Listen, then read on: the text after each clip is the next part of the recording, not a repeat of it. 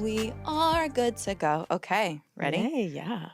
Hello, my beautiful angels. Happy, blessed, and beautiful new day. Welcome back to another episode of Juice is the New Tea. I am your host, Eleni Simos, also known as the Clean Eating Chick. And my guest today is someone who embodies courage in its rawest form. 2 years ago, she was diagnosed with cancer, a diagnosis that for many can feel like and seem like the end of the world. But for her, it became the beginning of a transformational journey. She even refers to her diagnosis as her activation, which I love, which led her towards her spiritual awakening that she would ultimately use to empower and uplift hundreds of people. Kia Lee is a breast cancer and domestic violence survivor. She is the author of Lighthouse: Surviving Narcissistic Abuse and a spiritual voice for healing and empowerment. After overcoming stage 3 breast cancer and reclaiming her truth, Kia is now writing her second book on mindset, spirituality, and the inner strength it takes to heal. Her story is more than just a healing body. It's about healing the soul and discovering what's possible when you believe in your body, your spirit, and that with a mindset that refuses to back down and deep, unwavering faith that she would beat this, that you can create something greater than yourself. So whether you're facing your own battle, supporting someone you love, or simply seeking a little dose of faith, this conversation is for you. So with that, I welcome my guest, Kia Lee. Hi. Thank you so much for being here today. I'm so excited, thrilled, and honored to have this conversation. Yes, thank you for having me. Thank you Yeah. for sharing your platform. Absolutely. Absolutely. I want to get into how we met, how we connected, Wow. because Yep. it was 2 years ago, Yeah. around the time that you had just received the diagnosis. Yes. And you found me through. Yug. Yeah. Yeah. Yeah. And you had wanted to order juices from me as Yes. part of your alternative form to the treatment. Yeah. The alternative plan to your treatment Exactly. for the diagnosis. Yeah. And what spoke volumes to me when the first time I think we met, I don't know if it was through email, but when I met you, you shared with me one of the approaches that you had towards your diagnosis, that you were actually keeping this diagnosis very close to chest. And instantly, when you meet somebody and they're dealing with a diagnosis, usually people are talking about it. Usually they're sharing, they're nervous, they're all of these different things. But you had such a calm strength to you when I met you, that, and then to share on top of that, that you were approaching the diagnosis from that perspective of like you weren't sharing with anyone. I was like, okay, I need to know more about this chick and her story, and like, because that resonated so strongly with me. So I want to give the listeners a little bit more of an understanding, and myself too, on your mindset around when you first received that diagnosis. Like, where were you at in terms of the experience? Yeah. So when I first heard the words, "you have cancer," we're sitting in the doctor's office at MSK. My mom's to my left. The doctor is there making like a triangle. And once I hear the cancer, I just zone out, right? Because it's not on anyone's bingo card. And I'm like, okay, what does this mean? Can I still have kids? You know, can I go to work? Like, what is treatment like? Like, is this in my mind, this is something that's going to be done in a few months and in and out. And I'm thinking, you know, it's probably just a surgery, not a big deal, nothing too life-changing, which is clearly like denial and zoning out. And then I remember coming back in and hearing my mom say, "Is there a cure? Can you fix it?" And then that's like, was a very sobering moment for me, because in all of my things that I was filing through my mind, it never was an option that I might not make it and that there might be like nothing that they can do or offer. And I mean, and I do want to say this, like, cancer treatment is just simply that, it's treatment. It's not a cure anyway. So it's the best thing that we have available to us. So I just was just in disbelief. Quite frankly. Yes, spinning. I'm sure. And all of the questions and everything that was floating through your mind, but never a thought of like, oh, I'm not going to beat this. No. Thank God. For whatever reason, that never came to mind. I definitely had moments where I faced my own mortality, moments where I wasn't sure that, like, am I cured in the sense of, is the cancer no longer growing, you know, and moving in my body? but it was just became just something so peaceful. You know, I had to come to terms with this might be what I get, you know, like time might be up. And then that forced me into further reflection of what have I done with my time here? You know, what is my legacy? You know, have I been kind? Have I been loving? And I really just started to focus on that because that I can control. Right. So if my time is very short, what am I going to do with it? Exactly. And I didn't want to spend that time moping. And I definitely had my moments, my crying moments. And whenever I had those moments, the people that I entrusted with myself in those times just pointed me to God and told me I had it. Yeah. Yeah. I mean, that I know, because we had a relationship during that time where I was bringing juices to you regularly. Yeah. And I was so grateful to be a part of your journey. And because cancer is obviously something very close to me. You know, I lost my mom to stage 3 colon cancer, and you also are a Taurus. My mother was a Taurus. There was some synergies there that I felt connected to you. But I always thought it was, again, like interesting when you had first shared with me that you weren't like sharing this information. So can, you know, publicly, or even you were keeping it close to chest for in the sake of like self-preservation. I remember you saying. So can you share a little bit about like why you chose that route? It's funny. I tend to isolate when I'm going through things because I need to process it for myself, and I need to understand and make choices within my own understanding, not under the influence of someone else's experience or their opinions of someone else's experience, Totally. right? So I've always been in tune with myself in that way. I knew that I would need some support. So like my mom and my 2 sisters knew. Right. A small handful of girlfriends knew. And outside of that, I didn't tell like my extended family. There were other people that just had no idea. My thought behind it was, if I can just move through life for these next few months, because in my mind it's just a few months, everyone will treat me the same. I will be normal. I will be Kia. Nothing will be different. And I will move through it, you know, because I think where people or myself would have failed is if all of a sudden I embodied and became what, you know, if you Google cancer, what that becomes, you know, someone that's sick, weak, and then frail. that energy and that perspective is then like Spirals, vibrated towards you, and then you in a spiral sense. down. Yeah. And my biggest fear is that I spiral down and I can't get out. Yeah. You know, and I've been through too much at that point to like give in, you know. For sure. So I just was like, I'm going to keep it to myself, and I'm going to control what I can control, which is not much, but I can control my reaction to it, and I can give grace. And when I want to cry, I cry. When I want to scream, I'm going to scream into the pillow. And I told my neighbors because I thought that it was important for someone in my house For sure. to know, just in case, you know, something went very wrong, which it never did. You know, but it was just important to me to protect the energy and my life force. I think that's incredible. I had a close girlfriend of mine also go through, I forget what stage her breast cancer was at, but I remember when I did share with people on her behalf that she was experiencing that, this one woman said to me, and this is just, I think, people not realizing the power of their language, but she had said to me, "Oh my God, that poor girl." And I was like, no. Right. On her behalf. Like she did, thankfully, my friend wasn't in the room to hear something like that. But I remember putting up that boundary instantly, like, no. When you think of her, she is strong. She is healing. She is healthy. Like that's the energy. That's the prayers that I want towards my friend. Not like, oh, that poor girl, she's going through that. Like that's not, you know, so that when you had shared that that's how you were approaching the diagnosis and really not almost taking ownership of it, that really spoke volumes to me. I respected that.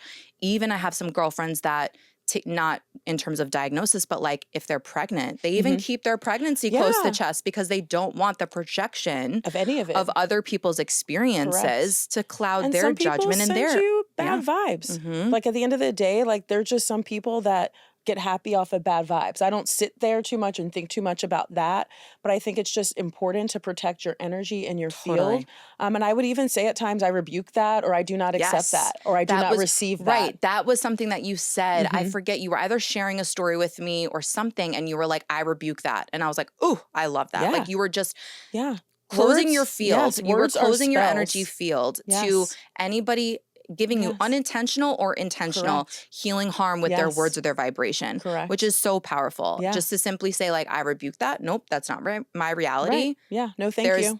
There's for sure Next. power in that. Yeah. So kind of backpedaling a little bit as Yeah. we get more into the diagnosis and your experience and how you bridge the gap of Western and Eastern Mm-hmm. with your treatment, which Yeah. I'm excited to get into Yeah. more for Yeah. people to hear. But I want to kind of backtrack a little bit into your experience Mm-hmm. with domestic violence Yeah.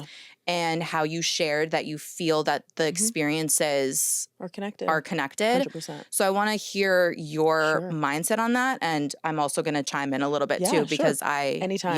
Just okay. cut me off. I love it. No. No, I don't mean it that way. It's just like, let's have it. So I do believe that the body keeps the score and that whatever we go through, we can always trace it back to trauma. So my childhood, I had a missing father, knew who he was, but he'd come in and out. So there's abandonment issues there. There's, wounded father wound where I'm chasing after him. So therefore my relationships in the future, I look at, oh, he must really like me because I'm chasing. And it becomes this toxic thing. And we're storing in our body anxiety, and the suppression of all the emotions, the anger, the abandonment, the loss, all of that from a young child all the way into your adulthood, and you can cry and you can scream and you can do all the things. But when you're continuously living and stuck in a pattern, because I wasn't aware of it, I didn't know, we only know what we know, and it just gets stored in the body. And my acupuncturist made the connection, and he said that your breast and your liver, all of these things hold emotions, and it's just all connected. Totally. And and if you look it up, the statistics, most women with breast cancer, you can look at their history, and there is typically some kind of domestic violence or some kind of wound in that respect. I'm not implying that everyone with breast cancer has domestic violence issues, but typically there usually is a romantic or intimate issue going on, not necessarily at the time, but in their history. Right. And it usually is pretty traumatic. And that's why I tell people that I work with, and even in my own experience, if you have anger or if you're not practicing forgiveness and doing like daily releasing exercises, whether that's sweating, whether that's yoga, moving your body, going on a walk, talking it out, even like literally shaking your hands from it, that is still being stored in the body and can and not will, but it can manifest into dis-ease, right? Yes, if correct. you're storing. No, it will. Yeah. It's just a matter of when. I don't believe there's anyone that can go through trauma and store it in their body and it not manifest in some way. Yeah. You may not get cancer, but you may have autoimmune. You may have, it's going to manifest because it is energy, and energy can't be destroyed. For sure. I remember when I went for my first ever massage, okay? My mom brought me to a massage and the woman told me, my masseuse, she was like, your daughter has a lot of tension in her right shoulder, which still to this day, I'm like actively working towards finally releasing that through. But my mom was like, that's my Cancer moon and Cancer rising baby. Like she stores her emotions on her shoulder. Like she's holding the weight of other people, and other emotions. So that was always like a thing, a physical manifestation for me. Like I tend to take on the emotions and the energies of other people. So I know at a young age, it was important for me to work on releasing that and doing whatever exercises, whether it's through breath work, whether it's grounding, to have those energies come up and be moved through. Thankfully, during my mom's experience, her 2-year journey with colon cancer, she had shared with me, we had many conversations because at that time she was, same thing, her diagnosis led to her own spiritual awakening as well, thus trickling down onto myself, my sister, and all of the conversations and what that experience opened up for us as a family. She attributed her diagnosis to lacking forgiveness in relationships in her life, not being able to let go of certain things. And I think it's so important that people, because these dis-eases, these chronic illnesses are so prevalent, the statistics are just all there. People become conscious to this in terms of their language, their verbiage, their relationships that they keep, and how they store this emotion in their body. So I want to talk a little bit more about, so in terms of the domestic violence and just wanting to touch on that experience, because you do feel that there is a correlation there. For sure. What were some of the first signs that you noticed that things weren't safe? And how did you navigate leaving that situation? Sure. I mean, it's a very long story, which is in my book. Not to plug my book, no, but plug it, sister. it's there. Plug it. It's the signs are always there from the very beginning, and it's just a matter of, sometimes as women, we tend to like something, we fall in love with potential, and we end up justifying. And men, this could be same for men too, but you justify because you believe so much in what you want to be true and what you believe and what you see. Yeah. And there were signs right from the beginning, objectification, not having long history of friends, rumors that I heard that were, dismissed. I go, that's not true. In the end, after investigating, it was true. Maybe not exactly, but there was enough truth where if I had believed it, I would have taken myself away, out of that relationship. And getting out, it's hard because first you have to realize you're in something that you need to get out of. Yeah. And I always say that no one walks up to you and punches you in the face on the first or second date, right? That would be great if they did, because you would know I'm out. But, they do it very slowly. I always say it's like a frog in a pot. You turn up the water slowly, slowly, and soon you're boiling and you didn't even know. You're like, where did this come from? So it was a slow awakening of realizing I was living a life that I did not want to live. I was suppressing myself. I was walking on eggshells all the time. I was not using my voice. I found myself. I actually said one time in my head, just don't say anything, because it's better to just keep the peace, because otherwise you say this, it's going to be an argument. And I didn't want to argue. Yeah. And now in my life, if I have to say something, I'm going to say what I have to say. And if we're going to argue, we're going to talk it out, right? Yeah. It doesn't have to be that. So everything was fear-based. Fear of losing the person, fear of the person being upset with you. And it was all, and the person's not a good person. They're lying, they're cheating, they're stealing, they're doing all of these horrible things. So the breaking point for me was when it got physical and I was strangled and my face beat in. And it was very bad, very violent, and very dark. And I always say, like, I did die that night. I could have, if like one more second on my throat, one more punch to my face, like, my mom would have to hear some crazy story that he would have had to concoct, of why I wasn't there. And from that moment, I just said, I have to get out. I have to do it safely, because this person, I have no idea who this person is and what they're capable of. And they will surely do it again. And I entrusted a girlfriend and her husband. I said, they live down the block. I said, I can't do it, but if you call a locksmith, I will follow through with the rest. Got the locksmith. They changed the locks. They helped me pack his things up. And my mom and my sisters got involved after that. And he took his things out, and that was that. And the police got involved, and that's all in the book. It's not as clear cut and dry as, one would hope it would be. But I do think that prepared me for the cancer, because this was in March of 2023.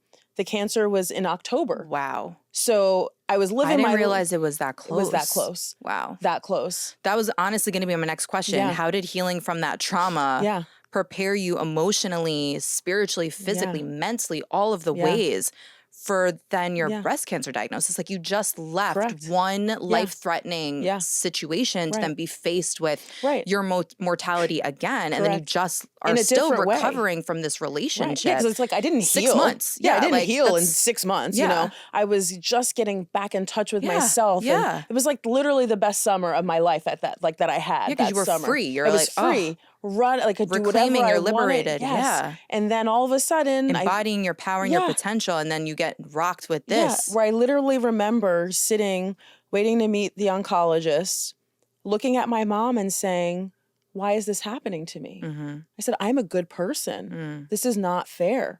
And I quickly said, I was like, I know life's not fair, and being good and doing good doesn't exempt you from these things. I said, but this feels cruel. I think that's a natural thought to have, though. Like, when you're first having that experience, right? Because something that I always say, and sometimes I feel like I say this almost like, life is never happening to us. It's always happening for us, because look at everything that your experiences have brought to you, like have gifted you, Correct. but Yeah. also gifted hundreds of people that you share your story Correct. with Yes. daily, Yes. you know? But I know that perspective isn't always in the Yeah. moment. Correct. Like Yeah. it takes time Yeah. for people to, and hopefully maybe some people don't even ever see it that Correct. way. Well, because also with cancer, things are being stripped from you.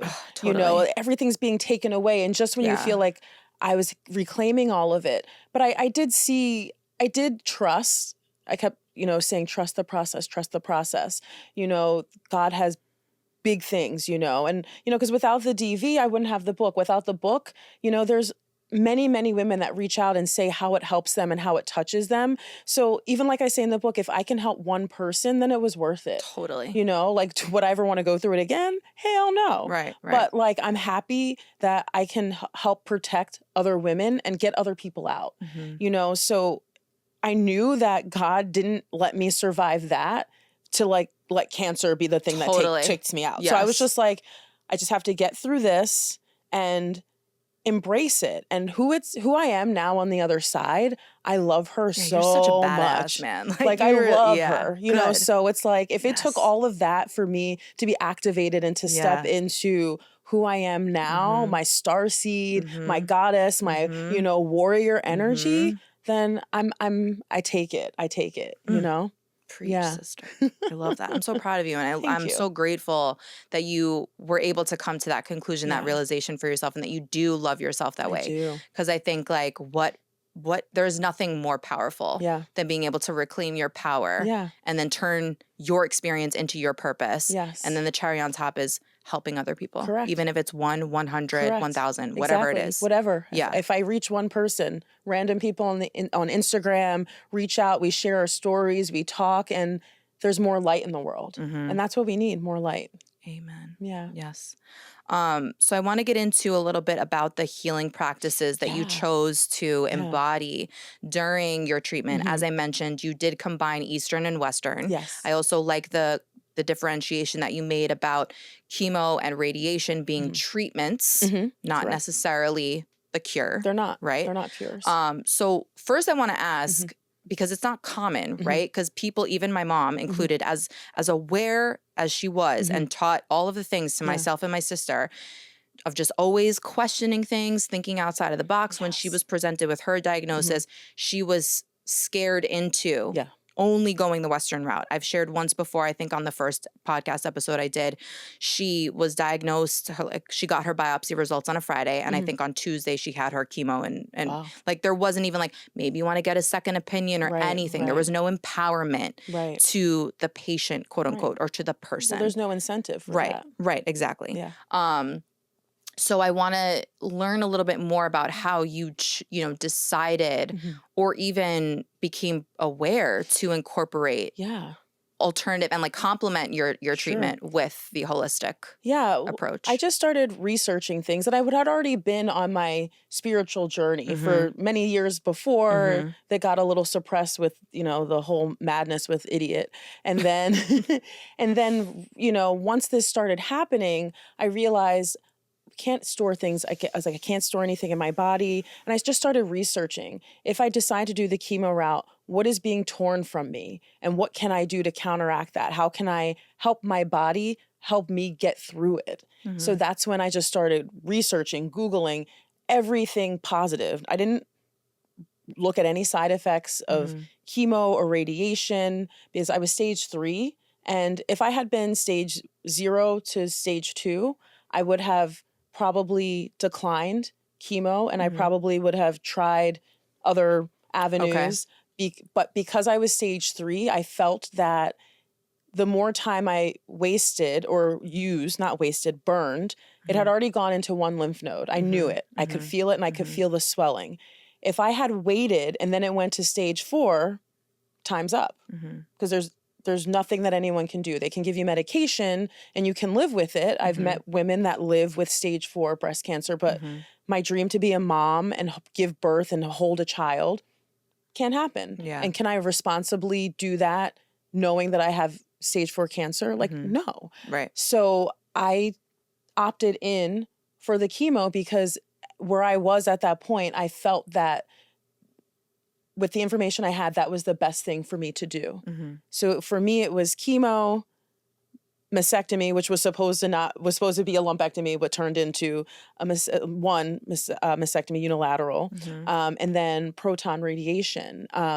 So with all of that, you don't know in the moment. It's just they tell you one thing, and then they tell you the next thing when it's over. So it feels like you're just getting to the end, and they're like, "Oh, wait, here's another 10 miles." Right. And you're like, "But I just ran 13." Right. And I hate marathons, and I Yeah. don't like to run. Yeah. You know, so Same, it's sister. Don't all like of running. these things, right? Yeah. So I just would Google and research. So Higher Dose is a brand that I love. Mm-hmm. They have their mat that has the PEMF. I always get it confused in my brain. But it has the waves that come up, Mm-hmm. and it has infrared. Mm-hmm. Bought that. The mat. Yeah. Bought the mat. Mm-hmm. They have an infrared sauna blanket. I had purchased that, ironically, a year ago prior. Interesting. Because I was tired of going around trying to find a sauna, and I did that. Right. And then, you did the energy enhancement system. yes, because you posted about it. Yeah, that was crazy. And I literally said, "What is this? I need to go." Yeah. And you're like, "You told me?" Yeah. I spoke to the owners. Yeah, they were great. They're fantastic people. Amazing. Yeah. Like, go there. Yeah, Rays of Light in Port Washington. Yes, amazing. And I would go.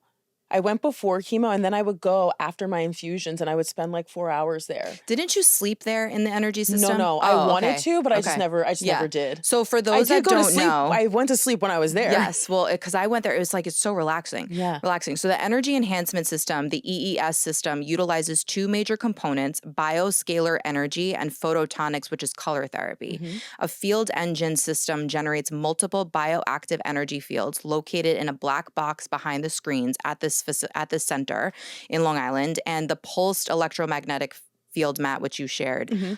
So those were two energy enhancement type of treatments that you did. And it works on a cellular level. And I kid you not, when I because I still lay on the mat at home every day, I can feel it in my body. I feel my cells. That sounds crazy. I don't care. I feel it. And I've had my mom, whenever someone comes over, I'm like, lay on the mat. Lay on the mat and tell me if you don't, and they feel it. So think about that. We're stripping the body. We're injecting poison. And then I can come home and I lay on this mat that's regenerating cells at, the mitochondrial level. Yes. And you can, people are like, oh, that doesn't make sense. But you believe in Wi-Fi and you believe in all the other things you can't see. Like, how does a fax machine work?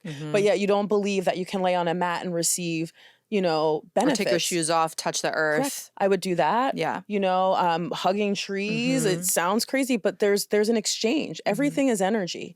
And I believe in it. It works. Yeah.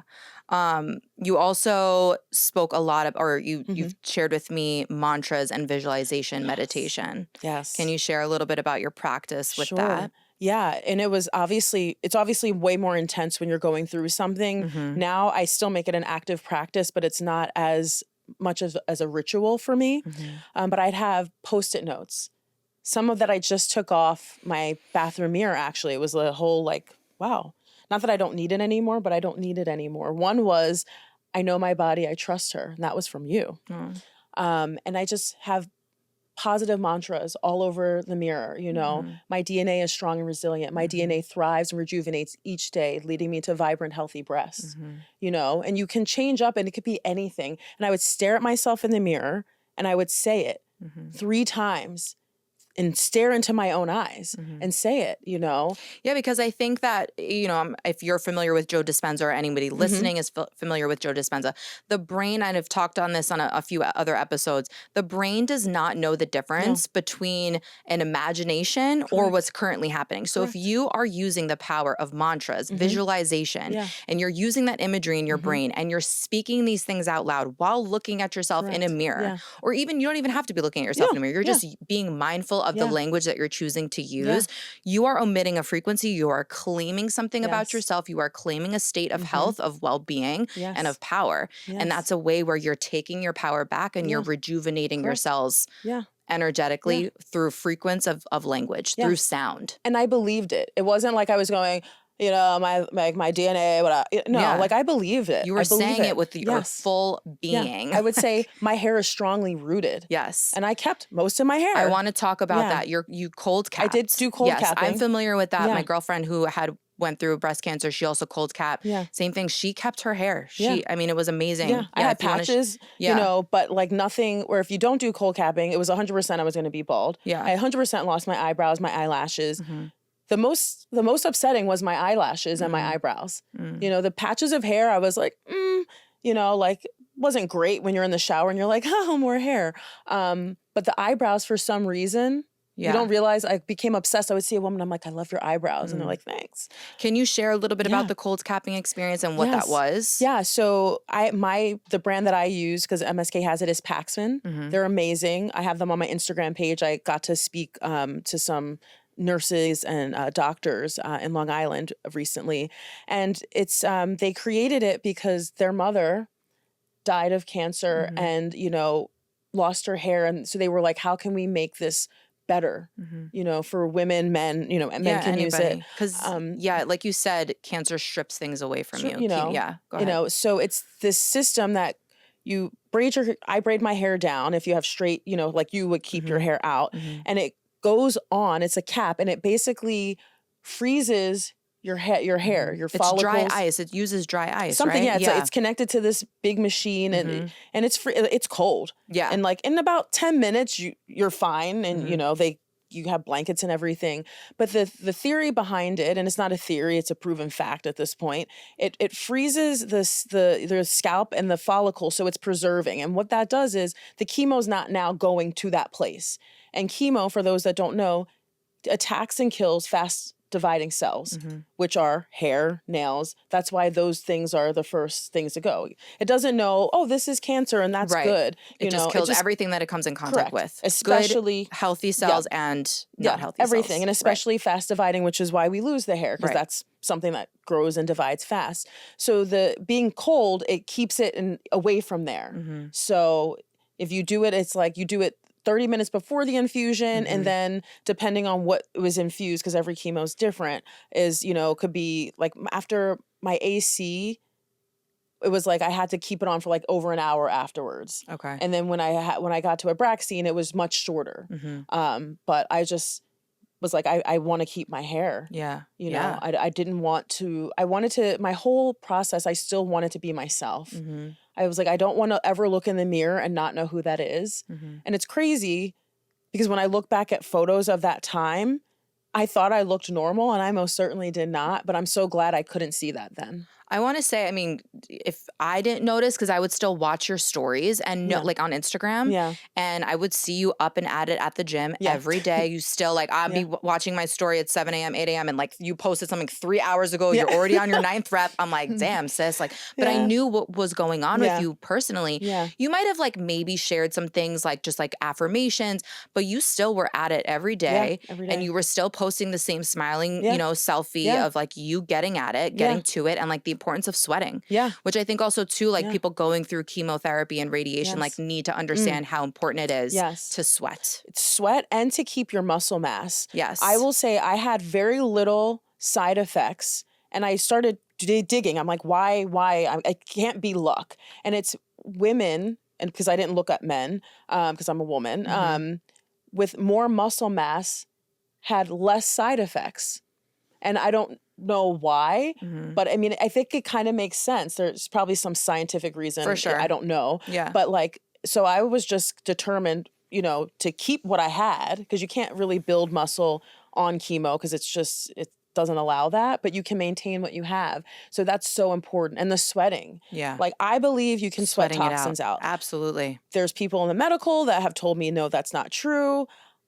I don't know. All I know is it works for me. I mean, I know when I spend 60 minutes in infrared sauna, on a mental and physical level, I feel like a brand new chick after. Correct. Like, I feel great. I also know that when I'm going through something, like a little bit of a visualization meditation that I do, if I'm going through something and I need to like release it out of my body, I will actually visualize every like bead of sweat as like a little bit of that story or a little bit of that like thought pattern or that behavior. Like, just I physically try to tie together an actual release to what might be festering inside of my mind or something that's going on. I love that. And I think, like, you know, people can look more into, I'm a huge proponent of infrared saunas. I think it's important to incorporate that Yes. at least 3 times a week. I There's think so so. many studies now about Yeah. the benefits of Right. heart health, cardiovascular, Yes. everything, immune system health, lymphatic, endocrine, Everything. how much that benefits. And I think on top of staying true to the rituals that you do Yeah. when you're feeling your best, Yes.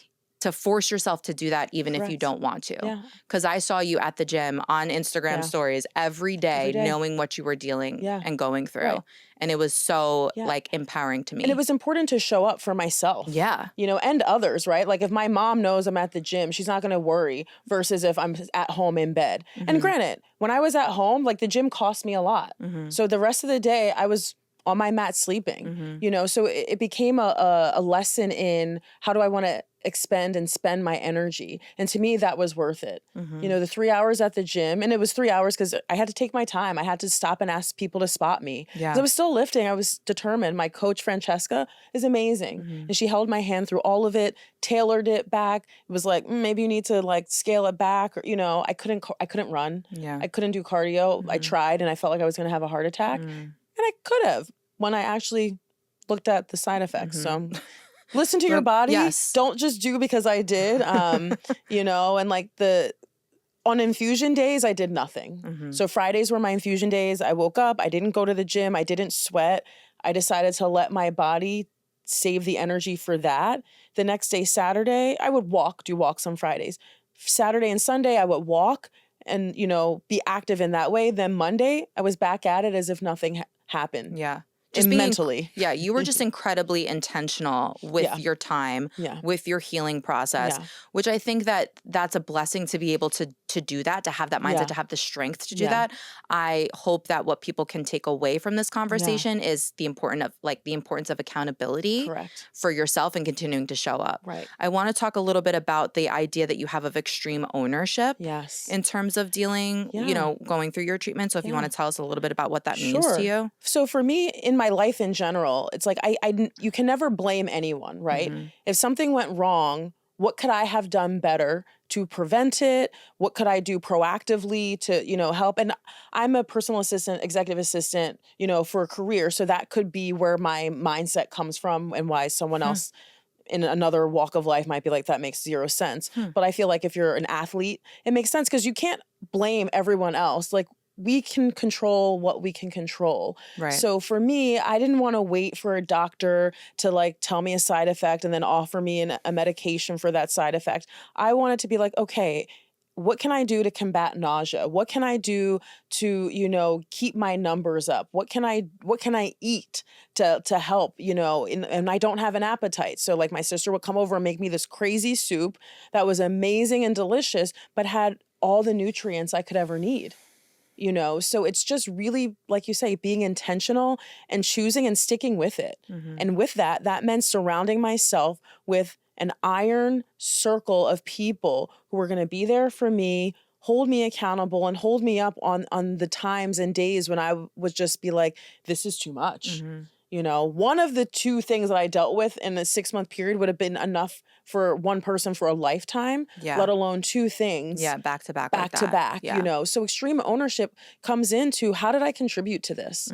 So how did my lifestyle previous to having cancer, so stage 3 was in my body for quite some time, right? Like it didn't just, happen overnight. Didn't just happen overnight. So it's like, what choices have I made? I thought I ate clean, but then now going really into the labels, it's like, oh crap, like organic doesn't mean anything. I need to read the label and then understand what each of these things are. And then do I want it in my body? Do I go out to eat now? Sure. Am I picky about what I eat and where I eat? Sure. I don't drink alcohol anymore. Why? The better question is, why do we? There's zero benefit to it. There's zero benefit. It's causes inflammation. It wreaks havoc in your gut health. You're not sleeping, there's zero benefit. It's fun. Yeah, it's fun in the moment when you have the right amount. And then once you surpass that, it's not fun. And there really is no safe amount, drinking. Just take a microdose. Right, exactly, right? Just take a little, have a little gummy. Like, I don't know, like go hang around kids. They make you laugh. Yeah. But like, it just. Don't drink, hang around kids. Yeah, right. Everyone with kids, here, take my kids. But it just became like, if you do the research and look at it, like it raises your estrogen levels. It's a carcinogen. So it's like, I have friends, they drink, you know, if you come to my house, I can offer you, I don't have much left in my house anymore. I can offer you, but I just don't partake. I don't judge anyone. It's just not for me. For me, once you know better, you do better. Yep. You need to, right? And I want to be here for as long as I can. And for me, you want to enjoy. And I want to enjoy, right? I want to enjoy my life. Quality of life. Yeah, I don't miss it. I've been to weddings. I have fun, you know? So and you remember them. And I remember them, right? You know? So that's what I mean by like, what choices am I making to contribute to what's happening? And I was always physical, yoga, Bikram yoga, all this and that. So, you know, and doing the emotional inner work that no one wants to actually do. Yeah, because it's messy.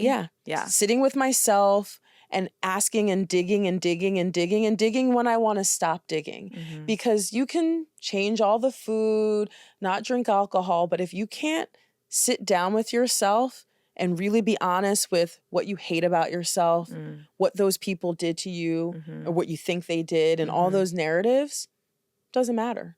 Yeah. Because like you said, the dis-ease comes from all the other stuff, right? Like we're never going to be in a non-toxic environment. You know, I read something the other day that said, if you live near a farm, you're going to deal with the runoff. So I was like, God, nowhere's safe. So it's in that sense, it's true. So do the inner work. Yeah. It sucks. It's hard. Yeah. But once you're free, you're free. Amen. I love that. Thank you. That was beautiful. That was a mic drop. We touched on already playing close to vest, right? Like keeping your experience to yourself, only choosing to share with select loved ones. That really, like I said, called out to me volumes. Lastly, you mentioned like facing your own mortality, which you spoke a little bit about that before. But if you want to share, go into that a little bit deeper. Yeah, it's interesting. I'm on my second book. This is what a lot of the book is. I actually changed directions because I said this is far more interesting than day one chemo. So it's just interesting because we're all going to die someday, right? And everyone has their relationship with death. And it's one thing when you lose someone, and it's another thing when you're like, I'm going to leave one day, you know, and we never know when it's going to be, you know, like the helicopter crash the other day in New York. They had dinner reservations. They had lunch reservations. They had plane tickets home, you know, so at any given point, it's our last time doing something and we don't know. So that became such a mind F word. I don't want to curse, you know, for me, where it's just like, does any of this matter? What is the point of what I'm doing? You know, like this is just stuff and, you know, work could get stressful. And it's just like, well, does that even really matter? It totally reshapes your values. Yes. Even me not having gone through it myself, but witnessing my mother's experience and being the daughter of that. It really, like, at a young age, I just turned 24 when she passed. For me, like, it just put everything to perspective on, like, how much people focus on and what people choose to invest time and energy and worry ultimately, like, does not matter. Doesn't matter. Yeah. Doesn't matter. So, I can say that I haven't had anxiety since this, because what's going to happen is going to happen. Right. All I can do and all I do is focus on being a good person and what that means to me. And that means not being near certain people, not pouring into certain relationships and people, places and things, right? You know, I'm, you know, interviewing for jobs now, and I'm so intentional with my questions and really looking at who these people are, right? Because this is my life and I want to spend it doing what I love to do and what I'm great at doing, but I don't want to be a part of anything toxic. Yeah. You know, I'm not here for anyone's emotional regulation, right? Emotional regulation, right? Like, you know, I was that before, but I didn't know. Now that I am aware and awake, no one will dare do that ever to me, ever again. Yeah. So, I feel that. So when you face your own mortality, it's a very spiritual thing where there's so many things that go in my head and I go down rabbit holes. You know, what is the purpose of life? Why are we here? Why are all these people out here? What are we doing? You know, and my favorite artist, Olivia Steele, has this saying like, what if all of this is real? Mm-hmm. You know, and then I'm like, well, what if none of it's real, right? Like, so if none of it matters, which also brings me to like my favorite TV show, Westworld, when Dolores she was just trying to find the purpose. Mm-hmm. And if none of it matters, then the only thing that truly matters is you being happy and joyful in the moment with what you have and being intentional with your time. Yes. You know, we choose our whole reality always. Amen. If you're having a shitty that. time, I feel like, in. our outer world is a direct reflection of Yes. what's happening internally. Yeah. I want to ask you something similar to the phrase of "I rebuke it." Yeah. If you find yourself in a conversation with people where they're talking about things that you don't care about, how do you get yourself out of that dynamic? Like, is there a phrase? Is there with keeping your boundary in place, with being respectful to the people that in like their conversation and their experience? So if you want to share a little bit of like, and everyone will now your they'll know if I tell warrior, right? Yeah. Well, first and foremost, I try to never be around anyone that I just don't like or that I don't. You know what I mean? In all honesty, you know. So even if I'm at an event and there's someone I don't like their vibe or their energy, or there's someone that I know, I just avoid them. And usually people pick up on it and they stay away. Yeah. They do. Like, people aren't dumb, even though they act like they are. Going back to like everything is energy. So you just give off of like a don't with me kind of vibe. Exactly. Right. Yeah. And then if there's moments or the conversation starts going and where I don't want, I always try to refrain. I always try to reframe a redirection. And if they're not getting it because they want to go in that direction, I excuse myself. Yeah. I don't have to make them feel bad for something I don't want to participate in. They want to do that. Have fun. I'm going to go to the bathroom. I'll be right back. Right. You know, my phone or someone's calling me. Yeah. And I just get out. Yeah. Get out. Life's too short. I agree. You know, like I could get hit by a bus after that. That can't be my last conversation. I feel that. Totally. You know, like it's like, oh, I can't go out thinking about that. Or, no. Yeah, totally. Yeah. So what would you, I mean, I guess this is kind of a little bit piggybacking off of that, but a more, what would you say to someone who feels potentially stuck in survival mode right now? Whatever that might be for them, whether that's like in dealing with an illness, chronic illness, it could be something as drastic as cancer, or in a relationship that feels unsafe. What would be something that you would say to them? Survival mode sucks. What I would say is get grounded, get boundaries and take space and figure out what your next steps are and get help, right? Like you have to get grounded because survival mode is happening, in my opinion, because you're all over the place. You're not grounded. You're grasping for anything. Like if someone threw you in the middle of the ocean and you don't know how to swim, you're going to be using all your energy just to stay above. But at some point, you're not going to have energy and you're going to drown. So you got to get grounded and find a way to float and then keep growing and, you know, building from there. Beautiful. Yeah. You are working on your second book, which I'm super excited about. Congrats. Thank you. What can we expect from that? Sure. When can we expect that? So what I'm manifesting is sister. in October, I will have the book for purchase, and it'll be like my current book is now on all the platforms, not ebook. Everyone asked me that, like, no, just it's a real book. You just have to have the book in your hand. No audiobook because I don't know how to do that. Okay. So if I knew how to do that, I think it would be fun to do. Yeah. But October, okay, I'm working on it. Beautiful. Diligently now. I'm using this time of not working to pour into that, which has been amazing. Great. It's funny. I never thought I'd be an author, and then you realize you have a story to tell. Yeah, exactly. And then you're called and I'm like, okay, we're doing it. We're doing it. So you'll expect it in October, and I changed my direction. So it's very spiritually grounding. It's about cancer, but it's not about cancer. I think anyone can read it wherever they are in their life, and it should talk to them in some way. Beautiful. Yeah. Well, I'm excited. Thank you. Me too. To see that come to life. And I'm really proud of you, honestly. Like, you are incredible, such a badass, and so admirable with everything that you've experienced, the way that you've transmuted that to be a way that you reclaimed your power. Thank you. Is really like what this platform, what the work that I do at the root of it is what it's all about. So I have time for some rapid fire questions. Ooh, okay.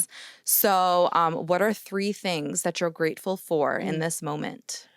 Grateful for my mother, grateful for my sisters, and grateful for my connection with God, Source. Beautiful. Yeah. What would the theme song of your life be? Frank Sinatra. Oh, okay. My Way. Ooh, Yeah. very on brand for you, I feel. It is. Okay. Yeah. A green juice or a smoothie bowl?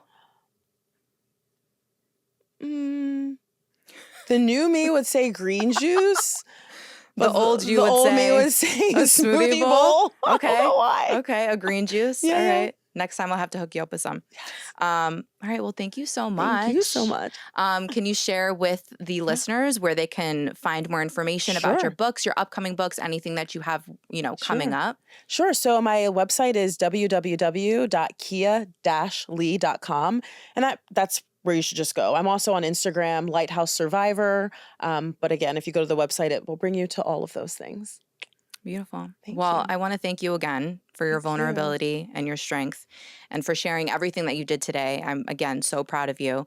And your story is really such a reminder that healing isn't linear. Yes. And that there's, once you get out of one situation, you might be faced with another. Yeah. But every situation, every experience that we go through is preparing us for the next thing. So again, I'm really proud of you. And, it is possible. Healing is possible, and a way to reclaim the power, our bodies, our Yes. experience, and all of that. So Yes, thank if you. anything in this episode today resonated with you, please know that you're not alone. Whether you're navigating your own healing journey or holding space for someone else, I hope that this episode gave you a little bit of light, validation, and maybe even a little inspiration to explore your relationship with anyone in your life, or your own healthcare practices, and the way that you speak to yourself, or the way that you speak to others. So remember to like, share, and leave a review if this episode moved you. As always, stay juicy, stay grounded, and stay true to your intuition. And we will see you next week for another episode of Juice is the New Tea. Yay. Yay. Thank you. Thank you. That was awesome. That was so awesome. Juice is the New Tea is brought to you by Cleanse Juices. For more information on 3-day juice cleanses and 4 flavor packs, visit iamcleanse.com. Use code JUICEISTheNewT for 10% off all orders.